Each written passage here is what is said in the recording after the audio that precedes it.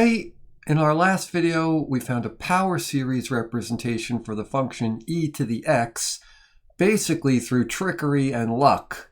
And it brings up the question of what other functions might have power series representations, and more importantly, if a function does have a power series representation, how do we find it? That's what we're going to look at today. Let's assume f does have a power series representation, and we'll just consider power series centered at 0 for today. We'll get more general later on. Well, that means that f of x can be written as some number c0 plus some other number c1 times x plus c2x squared plus c3x cubed, and on and on and on forever, where each of the c sub i's are just constants, real numbers, the coefficients of the power series. And our goal is to find these coefficients, because once we've found these coefficients, then we know precisely what the power series is. And we can at least make a start, because it turns out that it's not hard to find c0, the first coefficient of the power series. Because if you plug in x equals 0 into this function, you get that f of 0 is c0 plus c1 times 0 plus c2 times 0 squared, etc. And all these other terms past the first one all have a factor of 0 in them, and so they all go away. And we get that f of 0 is equal to c0. Or it's the same thing, but a more interesting way of putting it, c0 is just f of 0. Okay, now suppose that f is a differentiable function.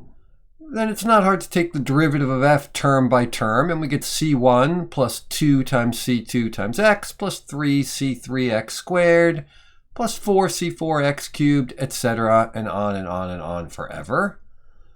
And we can play the same trick. Plug in 0 into the derivative, and you get that f prime of 0 is c1 plus a bunch of terms, all of which have a 0 as a factor, and so f prime of 0 is just c1, or again, more interestingly, c1, the second constant that we're looking for, is just the derivative of the function evaluated at 0. All right, let's go again. Suppose the derivative itself is differentiable. Then it's not hard to take the derivative of the derivative and get the second derivative, and you get 2 times c2 plus 3 times 2 times the constant c3 times x plus 4 times 3 times c4 x squared, etc., etc., etc. And I'm not multiplying these constants together, the 3 times 2 and the 4 times 3 and the 5 times 4, for reasons that will eventually become apparent. And if we plug in 0 into the second derivative, we get that once again all the trailing terms go away because they have zeros in it, and we get that f double prime of 0 equals twice c2. And since c2 is the thing that we're interested in, we're trying to find all these constants, c sub whatever, we get that c2 is equal to the second derivative evaluated at 0 divided by 2. All right, let's make a little room. And now assume f is infinitely differentiable, meaning every derivative of f is differentiable, so you can keep taking the derivative on and on and on forever and ever. See if you can find c3 and c4 and c5. So pause the video, proceed just like we've been doing here, take a few minutes, and when you're ready, start it back up and we will do it together. Taking the third derivative and evaluating it at 0, you get that f triple prime of 0 is 3 times 2 times c3, and so c3 is the third derivative evaluated at 0 divided by 3 times 2. Doing the same thing for the fourth derivative, we take the fourth derivative, evaluate it at 0, and you get 4 times 3 times 2 times c4, so c4 is the fourth derivative evaluated at 0 over 4 times 3 times 2, and hopefully it's becoming obvious what's going on here. 4 times 3 times 2, same thing as 4 times 3 times 2 times 1, or 4 factorial. If you go back to c3, that was the third derivative evaluated at 0 over 3 factorial. c2 was the second derivative evaluated at 0 over 2 factorial. And you could do the same thing for c1 and c0, dividing them by 1 factorial and 0 factorial. Both of those are 1, and so you get the same pattern happening. And since I asked you to go all the way up to c5, we may as well show the fifth derivative is 5 factorial times c5, or 5 times 4 times 3 times 2 times c5, plus a bunch of terms, all that have powers of x in them, so that when we plug in 0 into the fifth derivative, we'll just get 5 factorial times c5. And that lets us determine that c5 is the fifth derivative of f evaluated at 0 divided by 5 factorial. And making a little bit more room again, we can observe that we've found a pattern here. The coefficient c sub n is always the nth derivative evaluated at 0 divided by n factorial, where we have to interpret the 0th derivative as just the function so that we get that first constant c0 to just be f of 0. What have we done? Well, by finding all of the coefficients, we have found the power series representation centered at 0 for any function that might have one. Any function that has a power series representation centered at 0 looks like f of 0 plus f prime of 0 times x plus f double prime of 0 over 2 times x squared plus f triple prime of 0 divided by 3 factorial times x cubed, and on and on and on forever like that. Or to write it more concisely in summation notation, we have that the function f is equal to the sum n equals 0 to infinity of the nth derivative evaluated at 0 over n factorial times x to the n. This is for any function f that has a power series representation centered at 0. And this power series is called the Maclaurin series for the function f. When we generalize it to be centered at places other than 0, we will call it a Taylor series. Maclaurin series and Taylor series, after two mathematicians who studied these, Maclaurin and Taylor. Let's look at the function e to the x, which is a good place to start because we actually know the power series for e to the x. But let's see if we can use what we just came up with to find the power series for e to the x. And since the derivative of e to the x is e to the x, the second derivative of e to the x is also e to the x, and that goes on and on and on forever. The nth derivative of e to the x is e to the x for any value of n. And so we have f of 0, that's e to the 0, which is 1, and f prime of 0, also e to the 0, also 1. And the nth derivative evaluated at 0, always equal to 1. And so if we plug that information into our formula for the Maclaurin series, we have that e to the x is the sum n equals 0 to infinity of the nth derivative evaluated at 0, which is always 1, divided by n factorial, times x to the n. And so we have 1 over 0 factorial times x to the 0, plus 1 over 1 factorial times x to the first, plus 1 over 2 factorial times x squared, and on and on and on forever. And after we do a little simplifying, we get that e to the x is 1 plus x squared over 2 factorial plus x cubed over 3 factorial, etc., forever, just like we found in our last video by trickery and luck. And we found that this power series converges for all real numbers, and so e to the x is equal to this power series for all real numbers. All right, let's see if we can do one that we don't know the answer to. Let's see if we can find the Maclaurin series for the function f of x equals the sine of x. We're going to need the nth derivative evaluated at 0 for all values of n, so we better start taking some derivatives.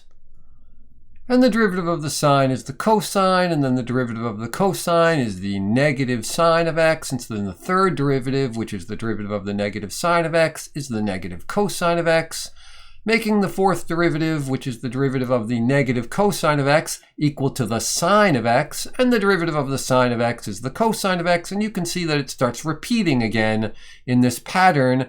Derivative of sine is cosine, and then we go from cosine to negative sine, etc., over and over. Repeats.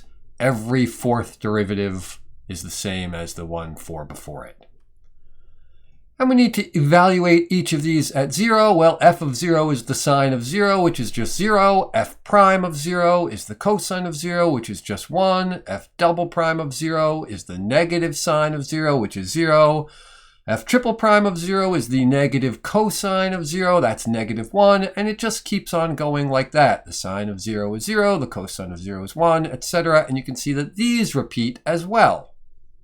And plugging these into our formula for the Maclaurin series, we see that C0, which is f of 0, is equal to 0. That's this term right here. C1, which is just the first derivative evaluated at 0, is 1. So we get the 1 times x. C2 is 0 over 2 or 0 over 2 factorial, but 2 factorial and 2 are the same number. So that's our 0 over 2 times x squared. C3, negative 1 over 3 factorial times x cubed. And then we have 0 over 4 factorial times x to the 4th. 1 over 5 factorial times x to the 5th. 0 over 6 factorial times x to the 6th. And it repeats like that on and on and on forever. Or simplifying, we get that the sine of x is x minus x cubed over 3 factorial plus x to the 5th over 5 factorial minus x to the 7th over 7 factorial plus x to the 9th over 9 factorial, and on like that forever and ever. And so we found a power series centered at 0 for the function f of x is equal to sine of x. Making some room. Once you have a power series, what's the first thing you want to know about it? Well, you want to know, where does the power series converge? And to determine where a power series converges, we need to use the ratio test, and we can't use the ratio test until we have some sort of summation formula for the terms. Just for fun, why don't you take a minute and see if you can't come up with a formula for the terms that we can write the sine of x as the sum n equals 0 to infinity of something that you come up with. You have to be careful. When n is 0, you want to get the term x. When n is 1, you want to get the term negative x cubed over 3 factorial. When n is 2, you need the term to be x to the 5th over 5 factorial, etc. So pause the video, take a minute, think about it. If you don't get it, not the end of the world. When you start the video back up again, I'll be happy to give it to you. And here we have something that works. The terms alternate, so you'd expect negative 1 to some power to be involved. And since they're starting with a positive term and we're starting with n equals 0, negative 1 to the n makes that first term positive and the second term negative when n equals 1, etc.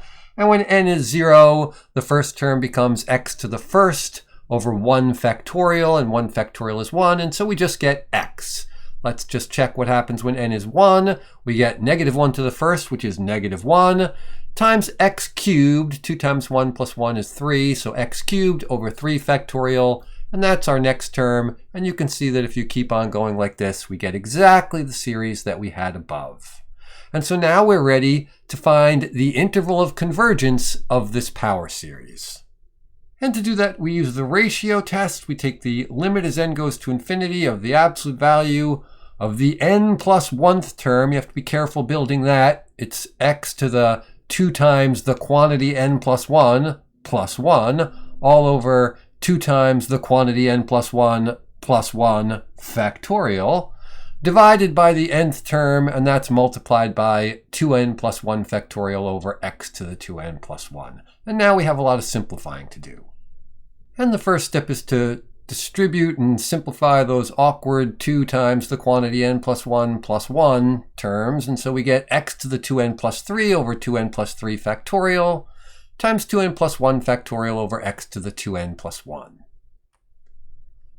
And going nice and slow, I've rewritten x to the 2n plus 3 as x to the 2n plus 1 times x squared. The exponents would add in that case, and so you see if you multiply x to the 2n plus 1 times x squared, you do get x to the 2n plus 3.